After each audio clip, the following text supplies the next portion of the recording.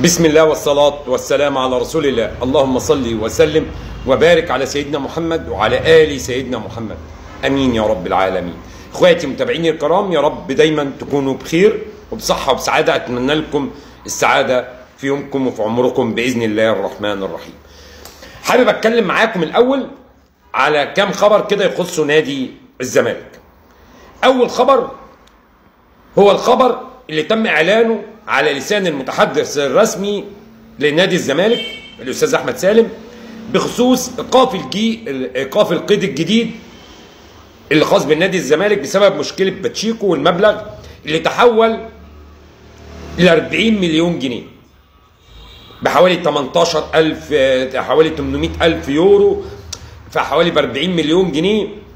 هو أنا المهم إن الأخبار بتاعت إيقاف قيد نادي الزمالك بالمبالغ المستحقة على نادي الزمالك هي مشكلة كبيرة، وأنا في رأيي هي عدم قدرة على حل المشاكل قبل ما المبالغ تتضاعف. يعني من 800,000 وهو يكون ليه 400,000، ده لو الأشخاص بيحطوا المبالغ في بنوك مش هيكسبوا كده. يعني أي لاعب بيروح يشتكي نادي الزمالك والزمالك بيسيب الامور دلوقتي عشان يطلع كابتن خالد غندور يقول ما هو الزمالك ما فيش مشكله، ايقاف قيد دلوقتي، ما هو مش محتاج حد دلوقتي ولسه عايزين في يناير، ولو الزمالك كان مكمل طب نأجل ما نحلش المشاكل دلوقتي. لا طبعا الكلام ده غلط. مين يقول ان ازاي وزارة شباب والرياضة ما بتحاسبش أندية أيا كان بقى مين النادي؟ أنت النهاردة عليك ديون وعندك مشاكل، عايز تشتري لاعب، تشتري 2، تشتري 10، تشتري الفرقة كاملة، حل مشاكلك الأول. ما ينفعش تبقى بتعيد نفس الكلام، يعني بتسيب المشاكل وراح تجيب لعيبة، فأنت مش ضامن اللعيبة اللي عندك، ويبقى عندك ناشئين زي محمد طارق تمشي اللعيبه وما بتقيدهمش وتمشيهم ببلاش. الامور سداح مداح، مفيش حاجه فيها حساب خالص، الامور متسابه. اتمنى على مجلس اداره نادي الزمالك بدل ما يشغل باله باكبر قلعه، لا مش اكبر قلعه، لا الاهلي البطوله اللي خدها بطوله رسميه، لا البطوله مش رسميه، لا هنشتكي امام عاشور بيغني مع الجمهور الاهلي، لا مش كله كلام. الفعل الزمالك نجح في السوبر الافريقي بقوه اللعيبه والجمهور وجوميز وبتوفيق ربنا الاول قبل كل حاجه. لكن عشان يبقى في خطة فيها استمرارية، لا مفيش. الزمالك هيبقى بيصلح جوه النادي ولا بيدفع؟ ده النهارده الزمالك عنده مشكلة كبيرة، وده الخبر الثاني. جوميز جاي له عرض من نادي الاتفاق السعودي في دوري السعودي رشا،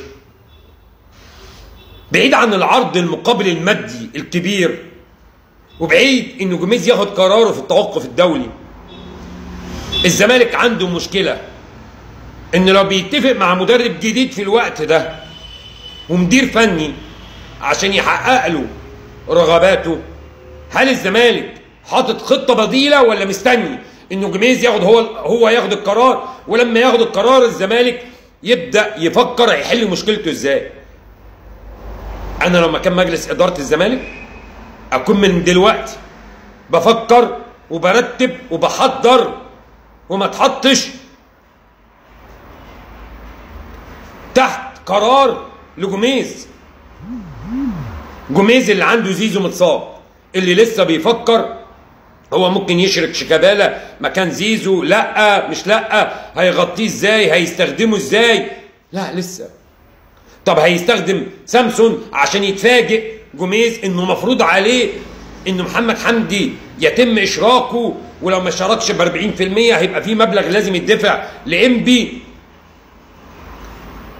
كلام كله ببعضه مش راكب. اداره كلها فيها حاجه مش مظبوطه.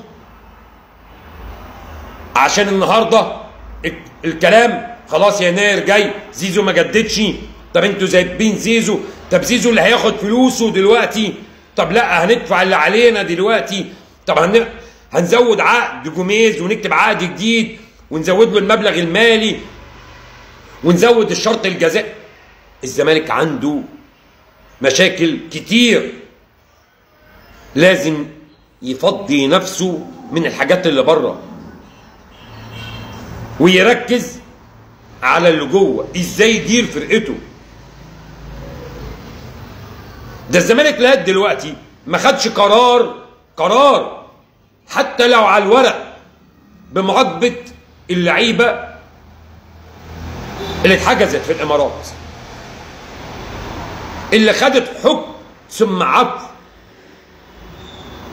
رئاسي تشكر عليه دولة الامارات وتشكر عليه الدولة المصرية في السعي ان اللعيبة ترجع ويتم ويحصلوا على العفو.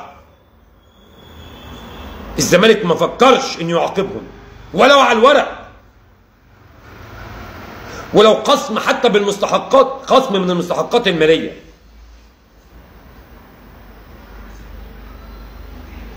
لكن على الجانب الاخر النادي الاهلي، النادي الاهلي تحس انه مرتب. كهربا داخل القايمه، عمر الساعي اللي انا قلت له الفيديو اللي فات ما تستعجلش عشان نلاقي عمر الساعي والكهربا موجودين في القايمه، عشان تلاقي الاهلي من النهارده بدا يفكر هو هيحتاج مدافع في يناير. بيكهام هيجيب مين؟ هيدور على مين عشان يحط مدافع زد في المباراة ويبص عليه كويس، فيبقى عارف انه ممكن يقابل المشكلة دي، فيبدأ يفكر ليها من دلوقتي ويحط بديل 2 و3. عشان قلت لكم الاهلي مرتب، عارف كابتن محمد رمضان مرتب نفسه امتى، هيقعد مع الشناوي امتى، هيجدد امتى، هيزود عقد اكرم توفيق، هيعمل ايه مع حمزه علاء، هل هو بيرسيتاو هيكمل، طب رضا سليم اللي يطلع هو اللي الاهلي يطلعه عاره. الاهلي بيرتب، بيركز على فرقته.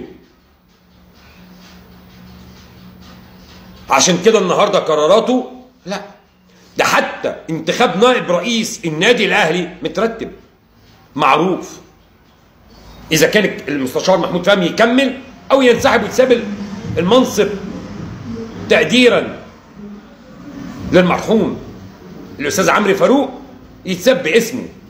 فالاهلي بيحافظ على تقاليده كويس جدا.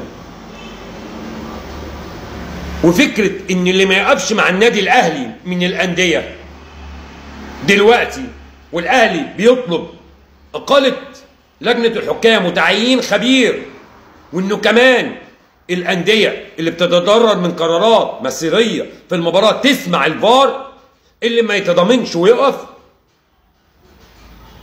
هو اللي مش عايز مصلحه الكوره، هو اللي عايز الامور تتساب، انه ما يتغلب يقول اصل الحكام بتساعد الاهلي، اصل الاتحاد الكوره بيساعد الاهلي. الاهلي واضح، اي قرارات جدليه تتسمع تتعرف. رئيس لجنه حكام، اقاله لجنه الحكام اللي موجوده، هل في اجتماع الطارئ اللي هيعمله اتحاد الكوره بكره هنسمع حاجه؟ هنعرف مين اللي اتحاسب؟ هنعرف هل الحكم كان صح؟ هل اللجنه هتكمل بالوضع ده؟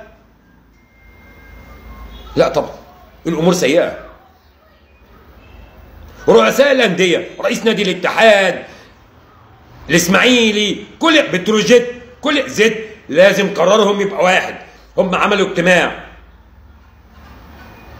مع اتحاد الكوره ومع النائب احمد دياب، والطلب فيه ان يبقى فيه رئيس لجنه حكام اجنبي. لازم ده يتنفذ حمايه للبطوله اللي بقى ليها جماهيريه جوه وبره. كل ما البطوله قويه وفيها عدل الفرق تقوى، والاهلي عايز فرق قويه لانه داخل على بطوله قويه، هو عايز ينافس اقوياء داخل الدوري المصري.